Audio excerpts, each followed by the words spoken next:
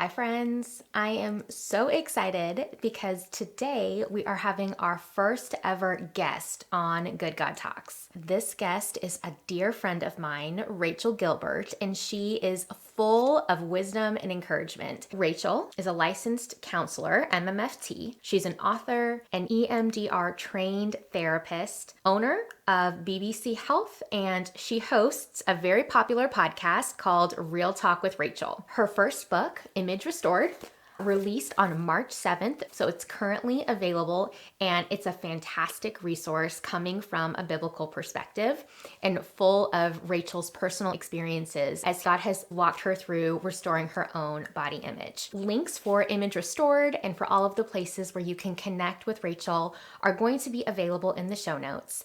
Rachel loves to help women experience healing and wellness that grounds us in God's love and builds us up in truth. So I know this episode is going to be a timely message for you. And without further ado, I'm passing it over to Rachel Gilbert. We're in a series on how God sees us, and the verse that came to mind for me is from 1 Samuel 16:7. And it says that people look at the outward appearance, but the Lord looks at the heart. I love doing word studies in the Bible, and when I looked into this word heart, I found that in the NIV version, it is mentioned 762 times. And when I notice that God talks about something that much, I love to just pay attention and lean into it. I think one of the many reasons that God talks about the heart a lot is because anytime someone turned away from God, the first thing that person did was they hardened their heart. We see a couple examples of this in the Bible.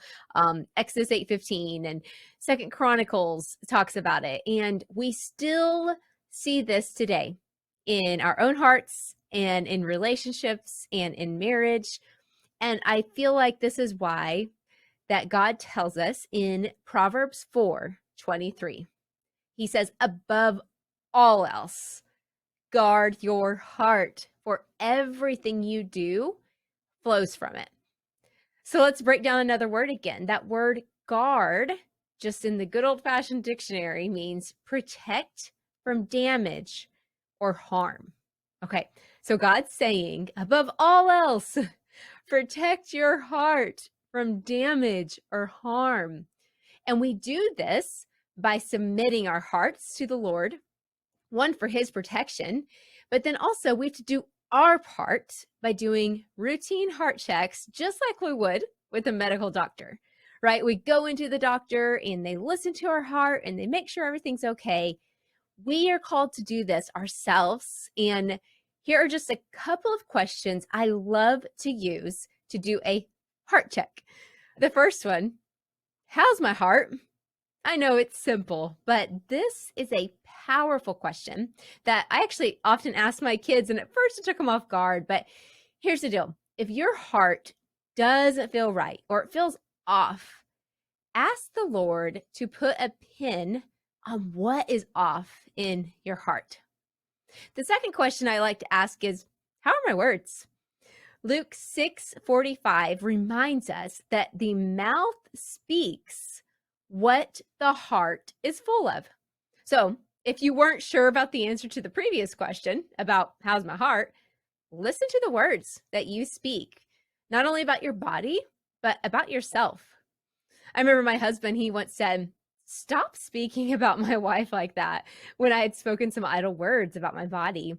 And it was a good reminder that the words that are coming out of my mouth is an indicator of what's happening in my heart.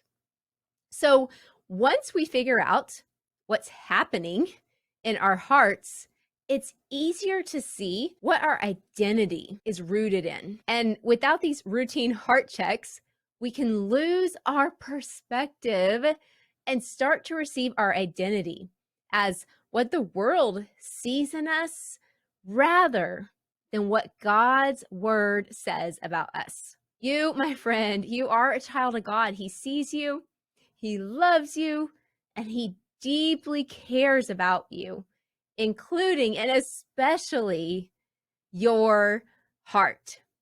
So take time today to ask God, how is my heart? And how are my words? Have a good talk.